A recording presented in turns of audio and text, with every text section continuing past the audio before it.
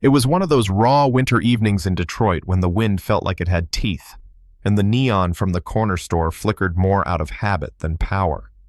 I'd just ducked in to grab a bottle of water, shoulders still crusted with sleet, when I saw her.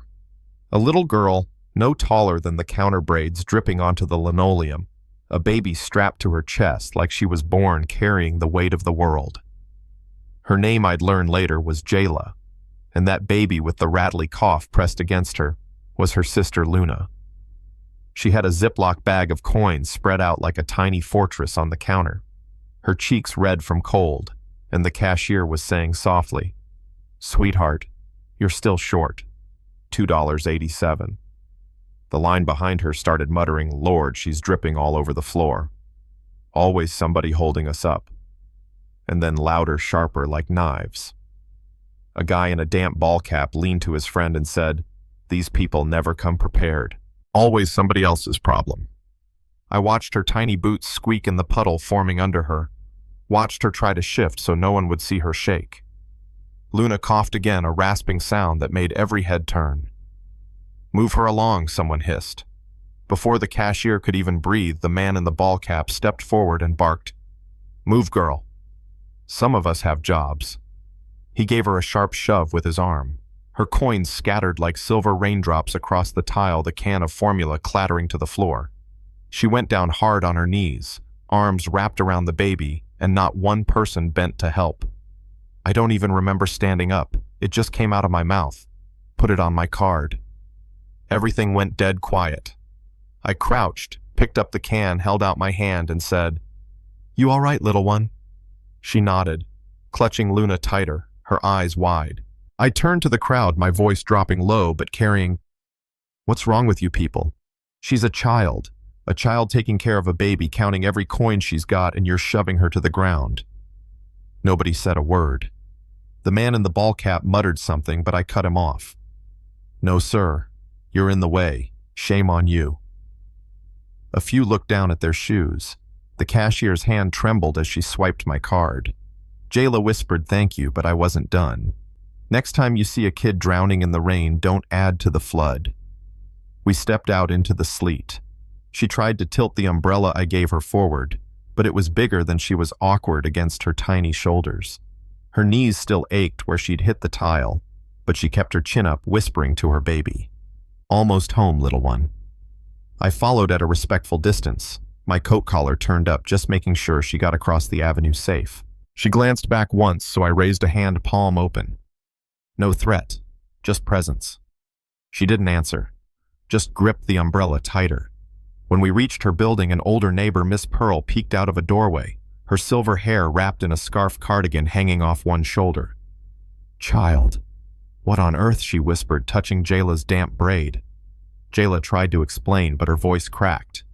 I said quietly, "She was short on money at the store. People gave her trouble. I covered it." Miss Pearl looked me up and down, then nodded. "Well, thank the Lord somebody stood up. Get that baby inside." Inside the apartment, it smelled of wet coats and radiator heat. The furniture was secondhand, a stack of unpaid bills on the table, a photo of their mom taped proudly to the wall, Hospital Scrubs name tag hanging crooked. Jayla laid Luna on the couch cushion, peeling back the damp blanket, her small hands brushing curls off the baby's forehead. I said gently, "She should see a doctor." Jayla bristled. "We can't go. Mama said it costs too much." I crouched a few feet away, lowering my voice. "That cough won't wait." Miss Pearl crossed her arms. "He's right, baby. You don't risk it." Jayla's lip quivered. "But they'll ask for papers. They'll say we don't have enough." I leaned closer, steady as stone. "You let me handle the papers. All you have to do is hold her." Her eyes darted to mine, torn between fear and hope. Finally, she whispered, "What if they take her away?" My voice came out quiet as a promise. "No one is taking her away. Not while I'm standing here." Hours later at Detroit General's urgent care, the clerk behind the desk looked up and said, "Guardian name." Jayla froze. "Mama's at work," she whispered. "We need a parent to sign forms." My voice cut in calm but edged with authority. "This baby needs oxygen now. Forms after. A passing nurse caught sight of Luna's flushed skin and wheezing motioned us through the doors. Exam 3. Jayla laid Luna on the small bed, kissing her damp forehead. The nurse moved swiftly, checking vitals, placing a tiny mask over the baby's face. Jayla's hands trembled as she smoothed the blanket. "She's so small," she whispered. That night blurred into sirens and paperwork, but one moment burned clear.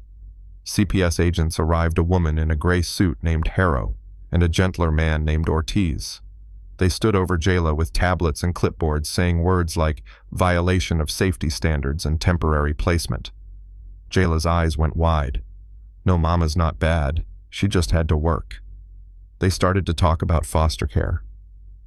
I stepped forward. "She isn't neglectful. She's responsible beyond her years.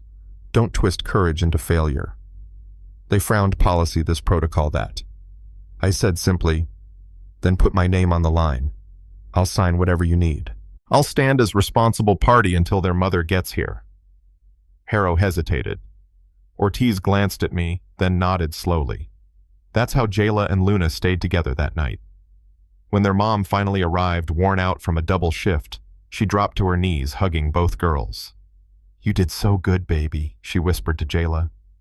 I stepped back, letting them have their moment. Later, over takeout coffee in the hospital waiting room, their mom, Mariah, said softly, "You shouldn't have had to do all this." I said no, but I couldn't watch and do nothing. The weeks that followed were a blur of battles. A typo in the state's health system had erased Luna's insurance coverage. Mariah stood in line for hours only to be told to reapply. We went together to the office. She slid the letter under the glass, said, "This is a mistake." The clerk barely glanced. "Processing takes 6 to 8 weeks. Mariah's voice trembled. "My baby needs antibiotics now." I stepped forward, my voice low but carrying. "Policy doesn't override reality. Correct the address. Reinstate coverage now." The clerk blinked. People in line stopped fidgeting, listening. "This isn't policy," I said. "This is cruelty wrapped in paperwork." Minutes later, a supervisor appeared, tapped at a keyboard, and handed Mariah a new approval notice. Coverage active immediately. Word spread. A journalist named Rachel wrote about the night at the store, the hospital, the insurance fight. Pictures of Jayla's coin jar showed up online. Suddenly, neighbors, churches, strangers were reaching out, offering meals, babysitting rides. For the first time, the family wasn't invisible. But with the light came shadows. Mariah's hospital job sent her a letter, employment under review due to disruptive media attention. CPS made unannounced visits. Harrow showed up at the apartment, tablet in hand, scanning peeling paint and noting utility bills as if poverty itself was evidence. Jayla stood protectively in front of the bassinet. "She's sleeping," she said. Harrow's assistant scribbled notes. Miss Pearl tapped her cane and muttered, "Shame on you." We decided enough was enough. Neighbors filled the church basement, folding chairs, scraping tile, voices rising. One by one, they told their stories: evictions, foster removals, medical bills gone wrong. Jayla marched to the front, coin jar in both hands, and said into the mic, "People laughed at me in the store, but I didn't stop because my sister needed it. And if they try to take her, they'll have to take me too." The room erupted. For a moment, even Mariah's tired eyes lit up with pride. The day of the hearing dawned cold and bright. Outside the courthouse, a crowd waited. Neighbors, nurses, church members, signs held high. Families deserve support, not surveillance. Inside, the magistrate tapped his pen. Harrow listed her concerns. Ortiz spoke of compliance, and then Mariah stood, voice trembling, but steady. "I work nights because it's the only job I can get. I leave my daughter because hunger is the other choice. If the system calls that neglect, then the system doesn't understand love." Jayla tugged her sleeve. "Can I talk?" The judge nodded. Jayla climbed onto her chair, unzipped her backpack, and set the coin jar on the table with a loud clink. "This is our milk money." I counted every coin. "If you take me away, who's going to hold her when she cries?" Her voice cracked but didn't break. I leaned forward, my voice low but cutting. "You've just heard from a 6-year-old what love looks like. Now let me tell you what injustice looks like: a system so rigid it punishes courage officials who scribble notes on cracked paint but ignore cracked policies. Miss Pearl tapped her cane sharply. And if you think this mama stands alone, you'd better look outside at the crowd waiting in the cold. The magistrate looked from the jar of coins to the baby in Mariah's arms, then to the window where the crowd's signs bobbed. Finally, he spoke. CPS oversight will continue, but removal is not warranted. The safety plan remains. Relief swept through the room. Mariah sagged into her chair. Jayla hugged her baby sister, whispering, "We did it." Harrow snapped her folder shut. Ortiz gave a small nod. Outside, the crowd erupted in cheers. Jayla held her coin jar high like a trophy. That night, back at the apartment, the radiator hissed, and the smell of soup filled the kitchen. Jayla drew pictures of coins and suns with big smiles. Luna's cough had softened to little sighs, and Mariah stood at the window whispering, "I never wanted this fight." I said quietly, "Sometimes the fight finds you, and sometimes it finds the right person." Miss Pearl clicked her knitting needles in the corner. "Child, dangerous women change the world. Always have, always will." I watched Jayla cradle her sister, watched Mariah square her shoulders despite exhaustion, watched a community refuse to go silent. That's when it hit me. This wasn't charity. It was solidarity. The system tried to make one family small. Instead, it had built a movement around them. And that's where I'll leave you. You've seen the corner store, the shove the coin jar, the courtroom, the crowd. You've seen a little girl fight for her sister, a mother fight for dignity, a neighborhood fight for truth. Now I want to hear from you. What would you have done in that store? Have you ever watched a system fail someone in front of your eyes? Do you think policy without compassion is justice or just cold machinery? Drop your thoughts below.